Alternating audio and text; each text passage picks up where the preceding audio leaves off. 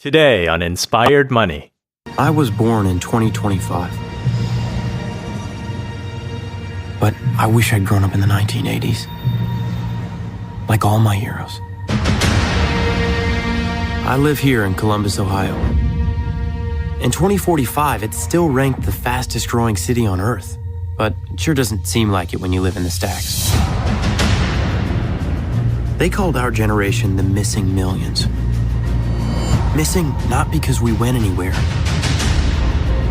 There's nowhere left to go.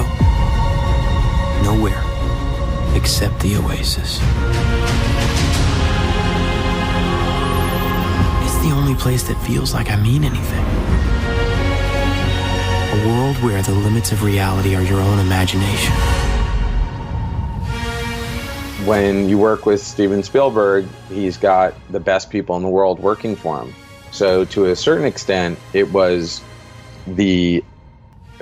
was the best experience. I don't want to say it was easy, but it was more like suddenly you're playing with an all-star team. So yeah, it's hard. You still have to win the championship, but all the guys on your team and women on your team are really good. So it took a long time. It took a tremendous amount of effort. It's the most writing I've ever done on a single movie.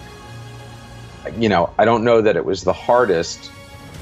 It just was the most involved and the longest and required the most commitment. When you're happy with what you're doing, it's a lot easier, you know? I mean, I liked what we were doing, so it didn't feel like work a lot of the time.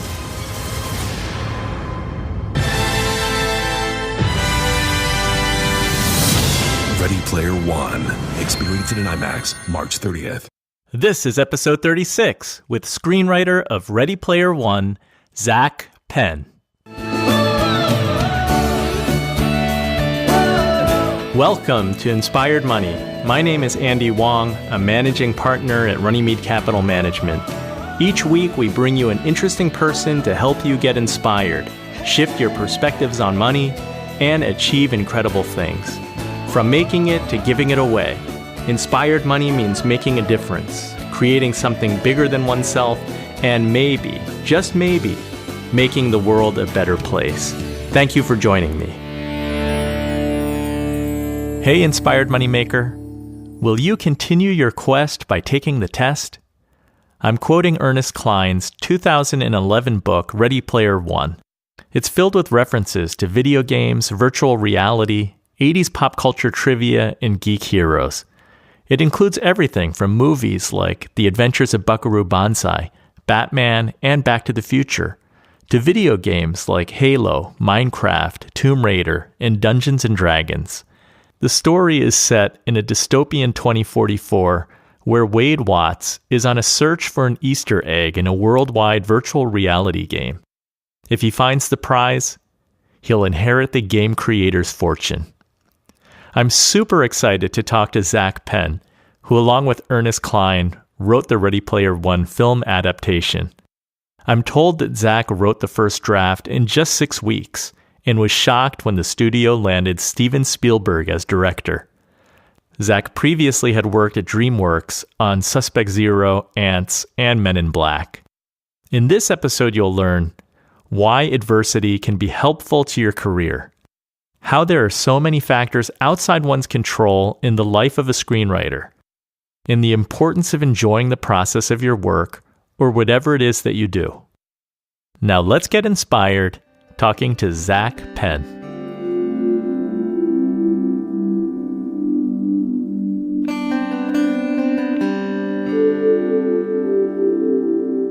Zak, welcome to Inspired Money. It's so great to have you on the show. Thank you for having me. Let's jump right in.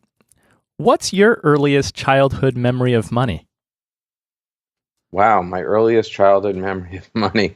I guess it was getting the first time I got an allowance. I think I got a 25 cents or 35 cents a week was my allowance when I was a kid, which seems insane today. But if I saved up for 3 weeks, I had enough to buy a slice of pizza in New York. So it's still meaningful, but there's been inflation, I'm sure, when you give your kids an allowance today. Oh yeah, no, I give them 85 cents. So they're working up. They almost can buy a slice of pizza they've been saving for a year. They'll get there eventually. It's good to have goals. One day. One day. Zach, you're a screenwriter, director, producer. You've had such success over 25 years. I'd love to get into your unique path. What inspired you to do screenwriting rather than writing books or journalism or something else? Well, I started writing plays at a very young age. I wrote my class play when I was in 4th grade and 5th grade. So, which they were terrible, but whatever, for a 4th grader, I'm sure they were relatively good. And I kept at it, and I always wrote plays and wrote short stories from, continuing, and never really stopped. And I loved movies. I was always a big movie fan. My parents are huge cinephiles and would take us to movies constantly. Even from, the point I was in high school, I always thought eventually I'm going to act and write and direct movies because it's just what I always did. I always acted too. So, I went to Yale Summer School when I was in high school for playwriting. I wrote a full-length play while I was there, which got produced in high school. So, I had I put in my 10,000 hours long ago, to quote the Malcolm Gladwell maxim. In that way, it's sometimes hard for me to give advice to people because I've always been doing this and I've always been kind of focused on it. I can't remember a time where I wasn't doing creative writing, even in 1st grade. That's really cool. That's unique. Yeah, I mean, there's some people I'm sure who are like that, but I do think that has helped me tremendously. By the time I got out to Hollywood, I think that helped me break in quicker because, obviously one of the hardest things in writing is to write a full-length anything, novel, screenplay, or play. And doing it a couple of times helps tremendously. I kind of got that out of the way at a young age. You're right. I'm sure there are many, many unfinished manuscripts. Yeah, definitely. Well, look, the hardest thing about writing often is rewriting. It's writing something and then figuring out what's right or wrong with it and then fixing it. And I think that goes for almost all forms of writing, or probably all forms of writing. And that just takes practice. Some people have a natural facility with words and are very good writers right off the bat, but telling stories and structuring a story is something that really you have to learn, and you learn it mostly by trial and error. The more experience you get, like with anything, the better you'll become. You think crafting a story is a skill that you're always learning? Always. Absolutely. I mean, I learned more in the last couple of years working on Ready Player One and working with Stephen Spielberg than I had probably in the rest of my career. I mean, just in terms of how story translates to the visual side of the film. And, I'm constantly coming up with new maxims and studying story structure and figuring out why one action movie is really boring, whereas another one's really exciting. What is it structurally about the story that's making that work? It's an ongoing process. And I still read stuff about storytelling. I still, even stupid stuff, I'll pick up once in a while and read it just to see if someone's got, another insight. It sounds like it goes far beyond a formulaic simplicity. Yeah, well, look, there's some formula that's relevant to screenwriting, particularly because it's a very unusual form. Short story writing is kind of fluid, and there's something natural about writing a story that's 15 to 40 pages, let's say.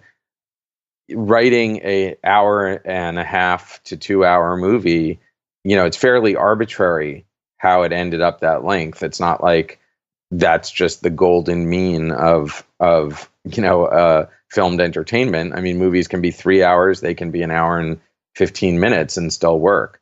The kind of standard that you're held to as a screenwriter is kind of unnatural. So you really have to learn how to manipulate that structure and make it work. And that's There's no such thing as someone just naturally popping out a great screenplay, particularly an extremely well-structured screenplay.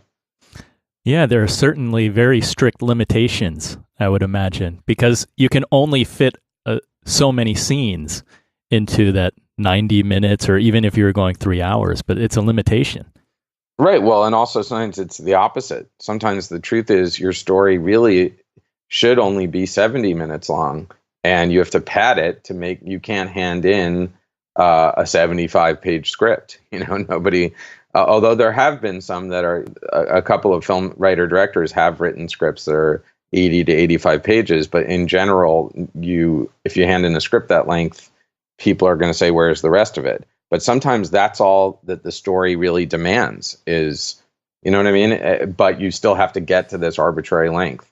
The same is true in TV, but I actually think there's something more natural about the 30-minute, 1 hour, formats for TV. Feel like they're more natural. But again, there you have to learn to do act breaks. If you've got commercials, you've got to learn to, there's no version of it that doesn't involve some craft that's arbitrary, that has to be learned, and that you have to have a bag of tricks to get through it. Mm-hmm. Now, did you head to Hollywood right after college? Yeah, literally a couple of weeks later. And pretty quickly you got work and really started honing your saw, so to speak, with your 10,000 hours. Yeah. I mean, my writing partner at the time, Adam Leff, he and I wrote two scripts. We wrote one script almost immediately after graduating college and kind of put it aside. Then we wrote another script over the next few months, which we also put aside, deciding that it wasn't good enough to go out to agents with. And then we started working on Last Action Hero. And we sold that, pretty much a year out of college. We got an agent, and then shortly after that, sold the script. So I've really never done anything else. Is that pretty unheard of in that short time period? I don't know if it's unheard of. I think there's definitely other people who've started that young as screenwriters. It's fast. I don't think there's a lot of people who've done it that quickly, but certainly there's plenty of people where, 2 or 3 years into trying to be a screenwriter, they sell something. That's not uncommon. But I think, again, it has to do with trial and error. I had put in a lot of trial and error on my own, and then we were smart enough. I mean, that was the smartest thing we did, was not to go out with our second script, to resist the urge to take something we had finished and say, let's be impatient and try to send this to agents. Instead, we said, let's see if we have this other idea that's maybe even better. Let's write that one first. Mm-hmm. That's probably a little bit unusual, but. And Last Action Hero was quite the adventure, from what I understand. Yeah. Well, it got bought, it was bought in a bidding war that kind of fell apart, which is a long story in itself. But basically, they bought the script and then replaced us immediately, which is kind of unusual. And the other thing is that we were rewritten so much, we actually lost screenplay credit on our own original screenplay, which is kind of unheard of. I only know one other instance of it ever happening. And that's partly because there were so many cooks and so many people came in to rewrite it.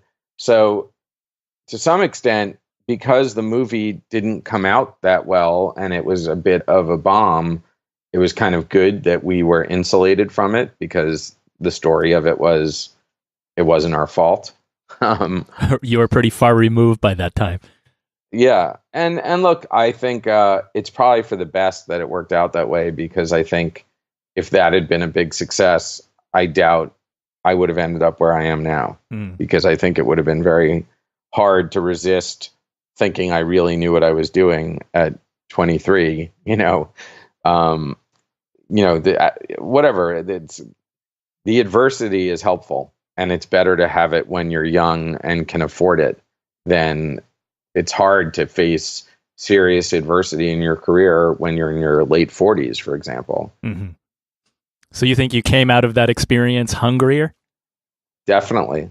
I mean, and then, we got our second movie made pretty quickly after that. And then My writing partner and I split up, and I had to write a new spec script, and that really made me hungry.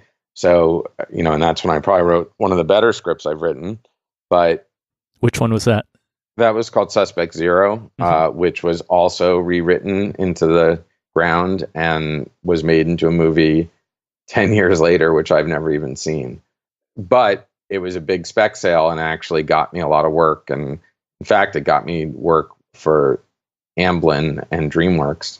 So I ended up working for Spielberg, back then, I guess when I was 27. I think mostly because of that spec script I wrote, because of Suspect Zero.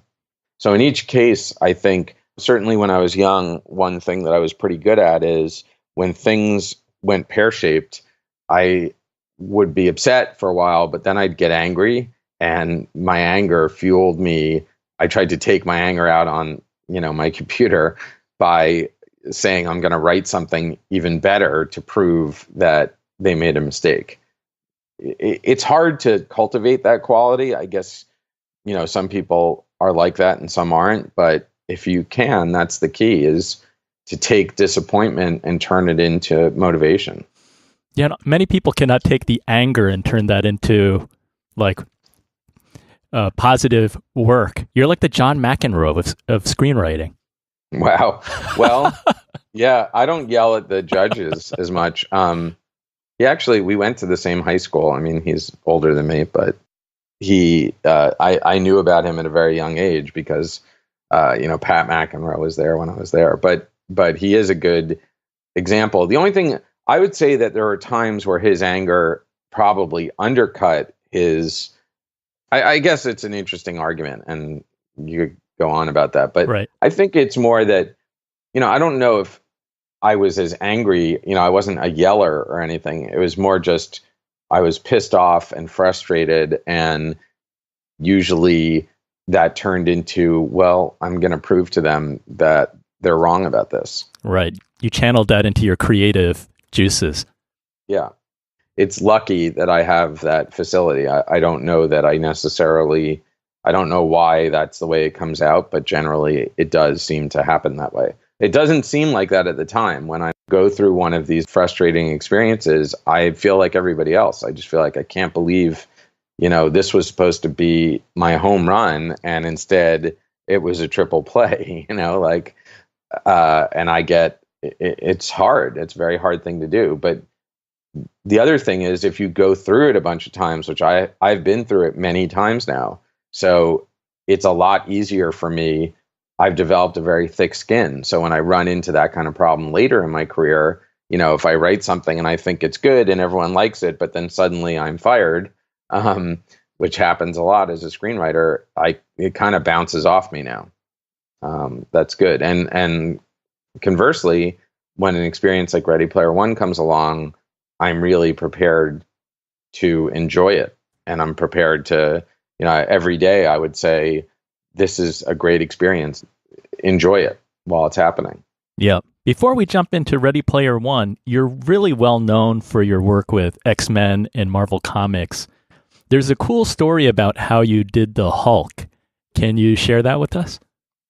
Well, when I got to Hollywood, people didn't really take comic book movies seriously, despite the fact that Batman had come out. Even Batman, the Tim Burton Batman, when you go back and look at it, it's kind of campy. So when I came out, one of the first things I said to my new agent was, why haven't they made an X-Men movie? Why haven't they made an Iron Man movie? These are the things they should be making. I think Marvel was in bankruptcy at the time. That was part of it. But as soon as there was an assignment available, I took it, and that was the Hulk. So I think I got that assignment in, 1995. And I wrote a draft, and my whole pitch on it was, let's make the James Cameron version of it, and let's kind of harken back to the TV show by starting with him already transformed, and then go back and kind of tell his origin as it goes along, and tell it more as an action movie. And I wrote that, and they threw it out, and rewrote it, and about 10 years later, Ang Lee made the Hulk. When Marvel Studios started, Kevin Feige and Avi Arad called me up and said, we're going to make a Hulk movie, we went back and read your draft from the first round of development, and that actually seems like the way we should have gone with it. That's what we'd like to do now. So will you go back and rewrite your old draft? It was kind of a funny instance of where I wondered for a while if I would be arbitrating against myself, against a younger version of myself. Yeah, that's really cool. Yeah. So, some of those scenes remained, some of the scenes I wrote in that original draft made it all the way into the movie. So, yeah. And I think it says something about maybe this nature of your business. It's like the fact that you wrote that at age 27 and you've just been keeping at it and honing your skills, and because there is a war of attrition going on, right? Always. I mean, that's mostly what it is. Who's gonna drop out? Who's gonna stop? Get so frustrated that they stop doing it. Yeah, it definitely is. And the business, changes and evolves. And right now is a tough time to be a screenwriter. So, I'm in a fortunate position in that probably my best work has come at a time when things are the most difficult for screenwriters. So that's lucky. How is it difficult today? Well, there's been huge contraction in the business. There's a lot less movies getting made. Basically, the studios are making huge tentpole movies or acquiring very small movies. There's a lot less development than there used to be. I mean, there was a period where the studios were each making 40, some of them are making 40 movies a year. Now most of them are making 10 to 12. And if you look at a place like Disney, all of their movies are branded content from Marvel, Star Wars, or, their own library. Mm-hmm. So there's just not a lot of jobs to go around, honestly. It used to be they were constantly developing stuff and constantly buying spec scripts and pitches. And now it's like, here's the IP that we own. Let's try to make a movie out of it. There's just a lot fewer jobs and, same amount of screenwriters. Is that because they're trying to take less risk? No. Well, look, I think that it's for a lot of reasons. It's partly that the foreign box office has gotten bigger than the North American box office. So you need to make movies that appeal on a global scale. I think it's the rise in advertising costs, which basically makes it, however much a movie costs, it's a minimum of $35 million to do a release, and often quite a bit more to do a wide release of a movie. So making a $20 million movie when you're going to end up spending $70 million anyway on marketing, it's a much harder model to make money from. The other thing is the studios, for a long time, the DVD market propped up everything. So movies, even that lost money or that, barely broke even, made up all their profits in ancillary sales. And the DVD market, it has crashed. There's a lot of different factors into why they're doing what they're doing, but it's also, if you look at a company like Marvel, they do what they do because it works and makes them boatloads of money. Coming up, we talk about Ready Player One that's in theaters right now. But first, a question from a listener. I have a listener question that fits what you were just saying about Marvel. David, he wanted to know what your thoughts are on the Marvel Cinematic Universe versus the DC Comics Extended Universe. I think his opinion is that he feels like Marvel MCU is selling out, whereas DC is artistically and cinematically timeless. He was curious what your thoughts are. I don't know if I agree with that. I mean, I think there's plenty of Marvel movies that are not at all selling out, that they're trying to make the best movie they can. There's certainly with the DC movies, they've turned the films over to auteurs, certainly with Christopher Nolan and Zack Snyder, they've given directors free rein to kind of shape the material as they see fit to varying degrees of success. That's certainly a reasonable argument, but it's not like Marvel has made a bunch of crappy movies. They've made a lot of really good movies.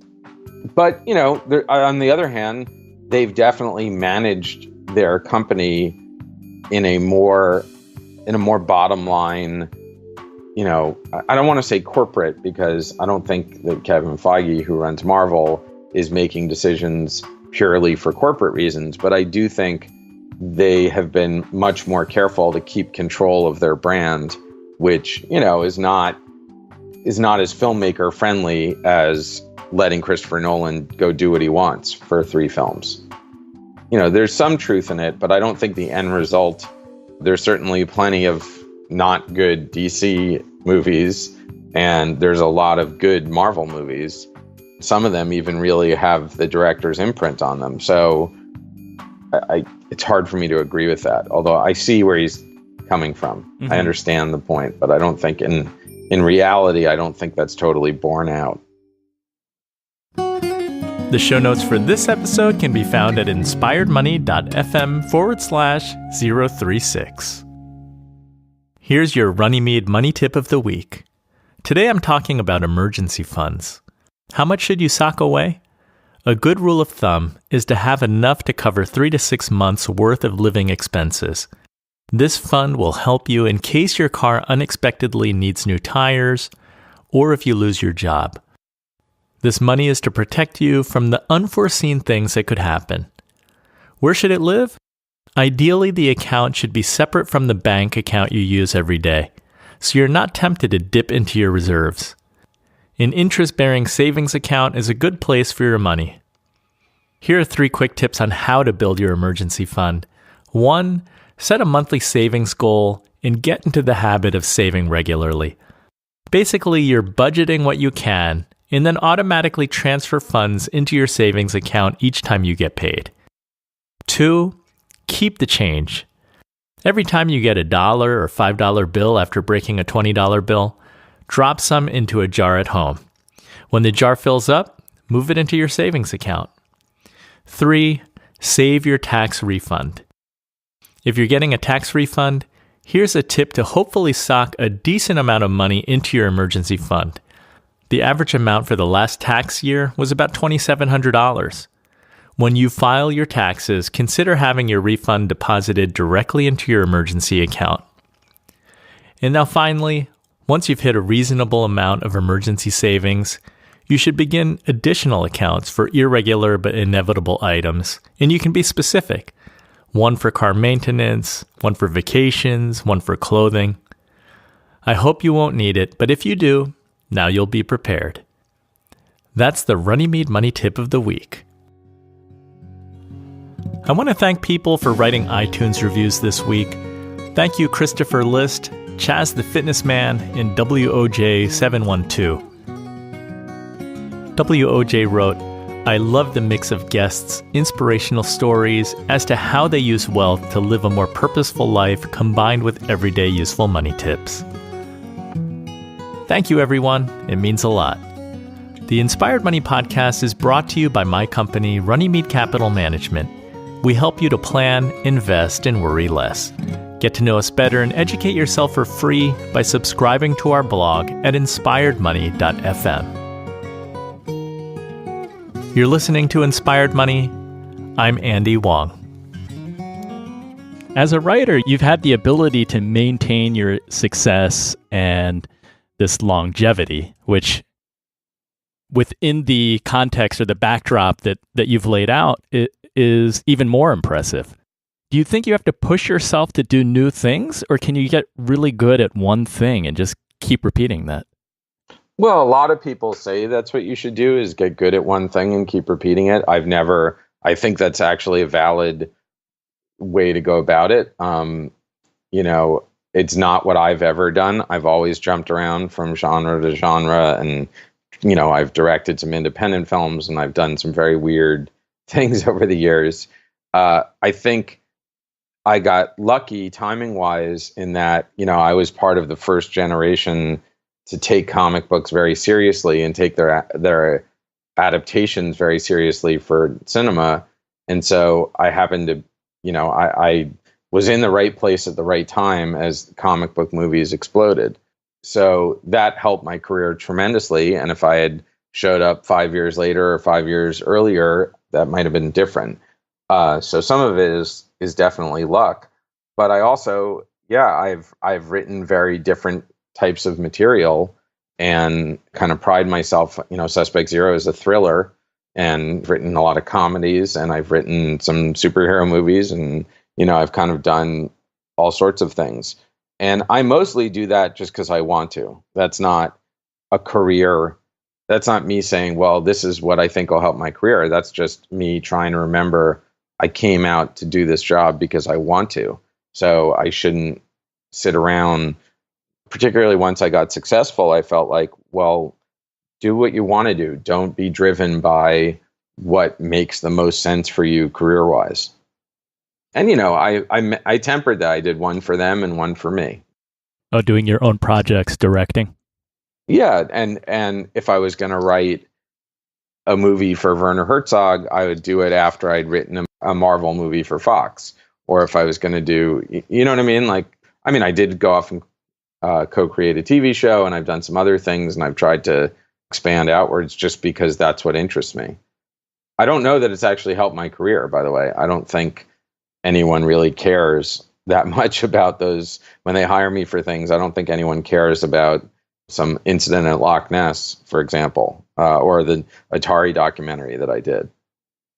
But it keeps things interesting for you, the diversity. You're not going to get bored. And I think for your creativity, that's a positive too. Yeah, absolutely. It's also, why would I only do things that further my career? That's a good thing to do when you're struggling. But if you're not, if you've gotten to a certain point in your career, that's the time to start doing things that give you satisfaction. For me, it's all about, can I create something that I'm proud of, that I want people to see, and don't have to qualify, to my friends and family, okay, look, it's not exactly what I wanted, but I hope you like it. As opposed to, this is the thing I wanted to put out into the world, and I'm proud of it, and I enjoyed making it. Enjoying the process is far more important to me than climbing to the top of the ladder of my profession. Because, by the way, there's so much luck involved in that too, in terms of, does your movie come out on the wrong weekend? Is it end up getting miscast? So many things can go wrong. You can't, as a screenwriter, really control the level of success. So once you hit a certain threshold, you kind of just have to take it in stride and just do the things you want to do.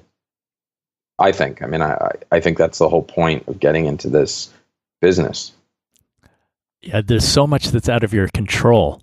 I'm sure that over the course of your career, you learn how to deal with that. Just like you were talking about handling failure. It's like you have to be able to work within the confines of all those things that are moving on around you that you cannot control. Right. And, I generally I try to be passionate about the things I'm writing, even if it's something that I at first think is stupid. I try to find a way to really develop some passion for it, because I don't really know any other way to write. But you have to learn that for many of these projects, you come in, you work on it for a short period of time, and then no matter how good a job you've done or that you think you've done, you're going to be moving on. And I've definitely gotten much better at accepting that and just saying, okay, here's what I'm going to do. I'm going to do this job for you guys, and then I'm going back to the other thing I'm doing. And if you need me, call me, because that's a much healthier attitude than, I want to be involved with every single aspect of this.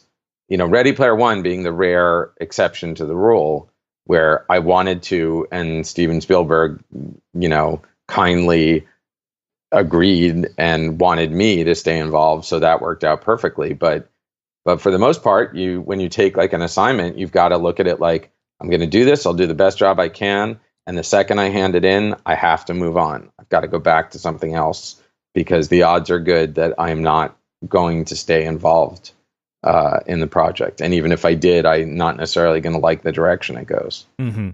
So Ready Player One sounds like a different experience. Was this the most challenging project you've ever worked on? I mean, in terms of some of the pure structural elements, yes. You know, when you work with Stephen Spielberg, he's got the best people in the world working for him. So to a certain extent, it's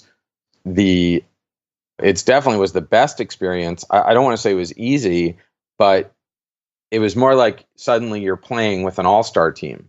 So yeah, it's hard. You still have to win the championship, but all the guys on your team and women on your team are really good. So it took a long time. It took a tremendous amount of effort. It's the most writing I've ever done on a single movie. You know, I don't know that it was the hardest. It just was the most involved and the longest and required the most commitment. Mm-hmm. When you're happy with what you're doing, it's a lot easier, you know? I mean, I liked what we were doing, so it didn't feel like work a lot of the time. Yeah, definitely. I mean, I'm thinking the significance of the project. I mean, 3 years of your life, the scope of the book, all the 70s and 80s references within that had to be incorporated. Yeah, well, the references were not actually that big a deal because, you know, that's really just the background. It's not like people are they look like Batman because that's what their avatar looks like. But I don't have to write a Batman movie. You know, it's not like the Lego movie where they're actually using a version of the characters. That was kind of the easy part. The harder part was restructuring the story a bit and kind of intercutting between the real world and the Oasis. And the other hard part was, you know, Steven Spielberg had some very sophisticated and kind of complex ideas that I needed to figure out on paper. He kept challenging me, you know, for over and over again. Can we do better than this? Can we do something different? You know, so that's more where the harder part of it came in. The licensing stuff was up to a bunch of, you know, it's basically a bunch of lawyers dealing with it all the time. Mm-hmm. But when you're writing a script, it doesn't matter which gun the character is firing as you're writing the scene. And it doesn't matter what outfit the background characters are wearing. That was kind of the fun part, frankly. That all falls into place as you go. Yeah, the much harder part was incorporating the complexity of the challenge that's in the book, all the different characters, and kind of juggling them all and trying to figure out how to keep the core of the book alive while, you know, Stephen accelerated the time frame of the movie so it took place over a short period of time. And that always makes it more difficult. What did that process look like? Because you mentioned earlier Atari Game Over. So I know that you worked with Ernie Klein and that you've become friends. How did you decide what to keep, what to cut out, and what to change? Well, first of all, right, I was doing Atari Game Over before I wrote the script. I'd gotten the assignment, but then I was making this documentary, and Ernie was kind enough, you know, he actually helped tremendously with the documentary, not just by showing up, but by helping us organize. And so I became friends with them before I had even started to rewrite his script. So some of the ideas I had, I was fortunate enough to be talking to Ernie, and I'd say, look, I think I need to do this and this to make this work. It was good to have the author there to get a sense of what things I was proposing really made him nervous about how it was hurting the material, and what things he said, of course. You know, certainly when I talked about changing the challenges, he had already brought it up. He'd already said, you know, yeah, you've got to change the way the gates and the challenges are set up in the book. He agreed it wasn't going to translate. You know, it's helpful when you can talk about it with the author in a different context without there being any pressure. You haven't written it yet. So you're not having the author saying, I hate what you've written, please don't do this. Instead, you're talking about it in the abstract. So that was tremendously helpful.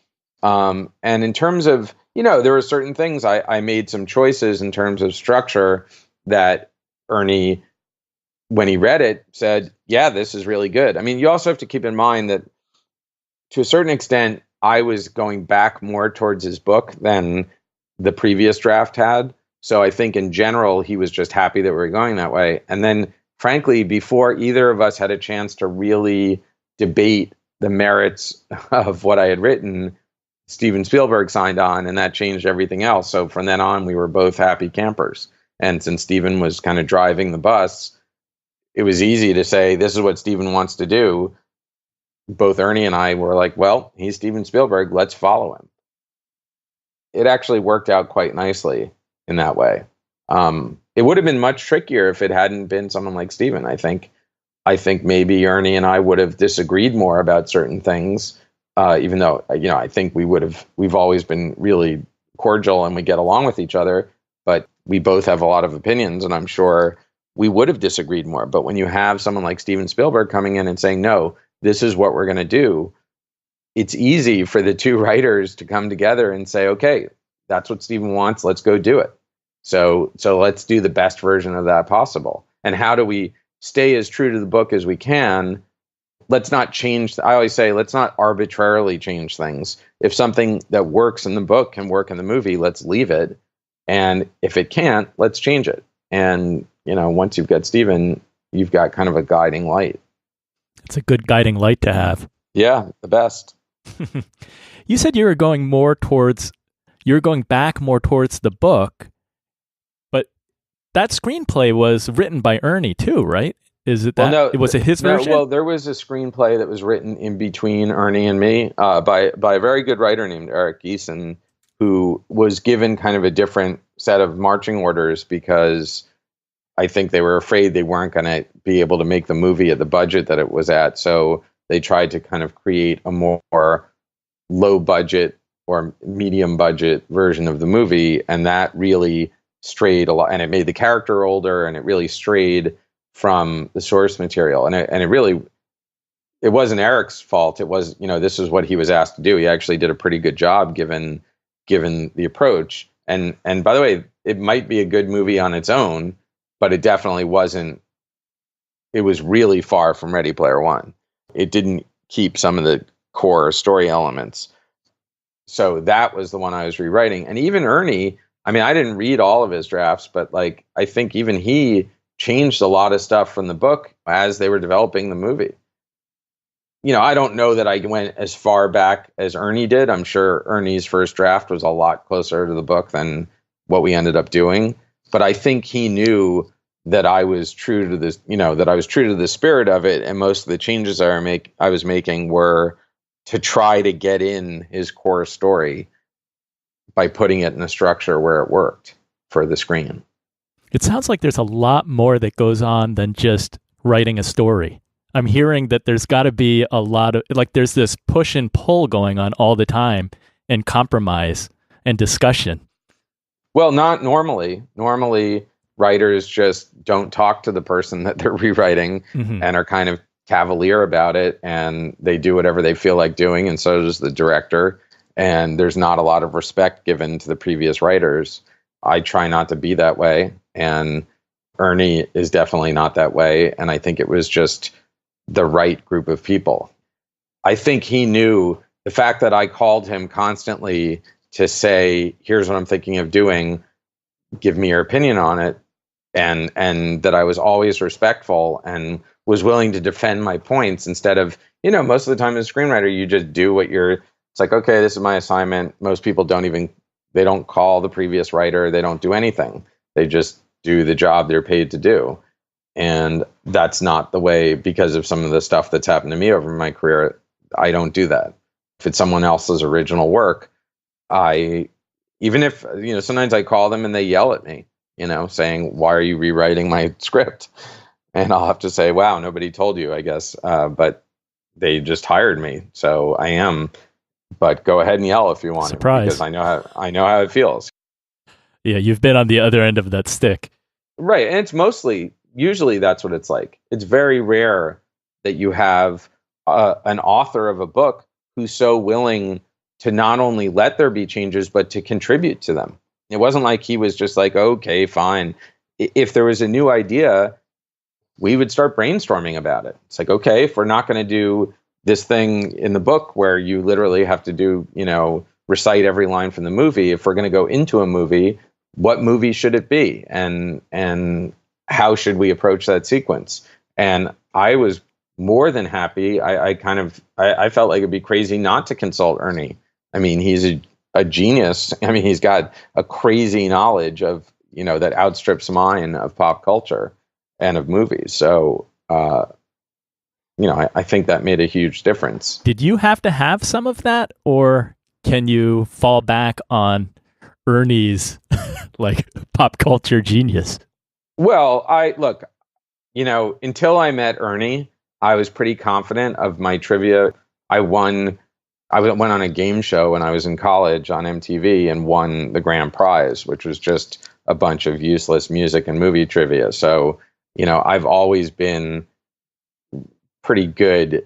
It's rare that I run into someone that I think knows more pop culture trivia than I do. And Ernie he's a rare breed. There's no one quite, I think he has some sort of photographic memory because he knows things that I can't believe he's memorized things that he has. Normally, I'm the most pop culture. I think normally when I go into a room, I know as much useless trivia as anyone in the room does, and perhaps more. But I met my match, more than my match. I mean, there's a couple of times we got quizzed during the press junket, and Ernie just slaughtered me, and that's a very weird feeling for me. Yeah. Well, as a movie watcher or TV viewer, I'm always impressed by how good Hollywood is at being at the forefront of like recognizing what trends are taking place and like what is going to resonate with audiences and related to what's going on in the real world, because you have to be on top of those things really to be relevant, right? Yeah, although it's mostly guesswork, honestly. And with movies, particularly where it takes, where you're writing something that might not come out for 4 years. TV has that immediacy, but movies generally don't. So, Ernie certainly was way ahead of his time in terms of his predictions. Obviously his book inspired the people who created the Oculus, so he was kind of at the other end of it. But we're mostly in the screenwriting business. You're mostly trying to catch up or make sure that it doesn't have to be current, because things change so much between when you write something and when it actually comes out. What's your response to the audience and the anticipation for the popularity of the book and then the anticipation of the film? People are just so excited for this. Well, now they are. It's been incredible to see the response to the actual movie when it came out. But there was a lot of negativity before it came out that was very frustrating to read. It was based on their own idea of what the movie was going to be like, that it was just going to be a series of endless references. And once the movie showed at South by Southwest and people started to realize, oh my God, this is really different than what we expected, and it's great. And certainly the response to the actual movie has been overwhelming and awesome. And I've never had so many people call me or email me or contact me and talk about how many times they've seen the movie. It's only been out for 11 or 12 days now. So, it's been a great experience, but it really was a roller coaster because there was a ton of negativity about it before the movie actually opened. So, but yeah, now I'm really psyched. Yeah, congratulations. The movie buffs are buzzing. I see all this discussion about how does Ready Player One rank among Spielberg's body of work.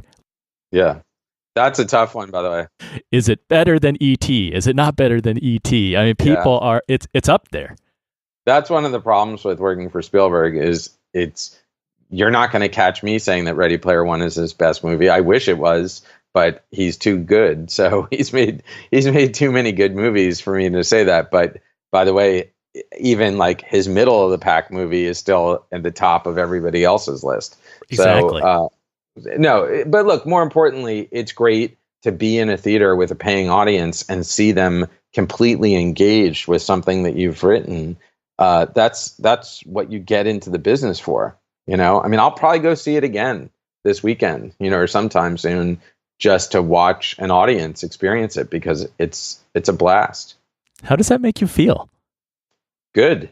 It makes me feel good. It makes me feel really good. Sometimes a little nervous, but then, when you see people's response, it's pretty thrilling. As I said, that's what when you write a comedy and you hear everybody laughing in the theater, that's what you're going for. Yeah, that's validating. Yeah, absolutely. Well, thanks, Zach. Thanks for your time and sharing your thoughts on creativity and writing. I like to ask all of our guests, how do you define success? Well, I would say success is doing something that you enjoy doing every day. Or put it, maybe a better way to put it is having a job or a career that you enjoy the process of makes you successful. I don't care what it is. If you like shoveling hay, if that makes you happy and that's your job, you are successful. I also think it's completely relative to the people around you. It doesn't matter how much you make. It's, do you feel successful compared to your friends and compared to the people around you? Do you feel like are doing well? And certainly having the respect. For me personally, I think success is having the respect of your peers. That when other people who do what you do respect your work, that to me that's when I feel successful. I feel other screenwriters or filmmakers tell me that they admire something I've done. That's when I feel like a success, as opposed to when a movie makes a lot of money where I feel like, well, that's not me. That's 1,000 people contributing to that. And that might be marketing or whatever. But, when you make a movie and you feel like the things you've done have earned the respect of the people that work in the same industry, that to me is, the best gauge of success. Right. So if Stephen Spielberg says, Zach, great job, that carries weight. I've had a number of moments like that where things that he said to me were the most flattering thing that I could imagine hearing because they were coming from him. Yes, that's where you stop wondering, am I a fraud? And start feeling like, okay, if this guy feels like he needs me and that I'm doing great work, I'm validated. I'm successful if that's the case. If you outscore Michael Jordan, you're successful at playing basketball. Right. So that's a weird analogy, but you get the idea. I get the idea. Thanks, Zach. Where can the Inspired Money listener find out more about you? That's a good question. I guess they could go online, and look on Wikipedia or IMDb, although sometimes the facts are wrong. Or they could follow me at Zak Penn on Twitter. Awesome. All right. Thanks, Zach. Congrats on the movie. I can't wait to see it myself. Thanks. I hope you like it. I'm sure I will. All right. Thanks. Take care. Thanks for listening today. What was your favorite Inspired Money moment? Let's use writing as a metaphor for whatever you do, even investing. Put yourself in a position to put in your 10,000 hours to become great. I love that Zach goes on to say that loving the process, not commercial success, ultimately defines his success and happiness. Another big takeaway, because of the nature of screenwriting, is the importance of learning how to handle failure. Persistence in a war of attrition is the tool to winning, because as others quit, you'll be among the last one standing. If none of those were among your favorite Inspired Money moments, tell me your favorite by sending me a message at inspiredmoney.fm/Andy. All the music on today's show is by Jim Kimo West. Aloha, Kimo. Want to be an inspired moneymaker? Do something that scares you. Do something that's going to make you better. Do something to give back in a bigger way to the world. If you have feedback, questions, or comments, contact me at inspiredmoney.fm/Andy. I'd love to hear from you. Until next time, find your inspiration and run with it.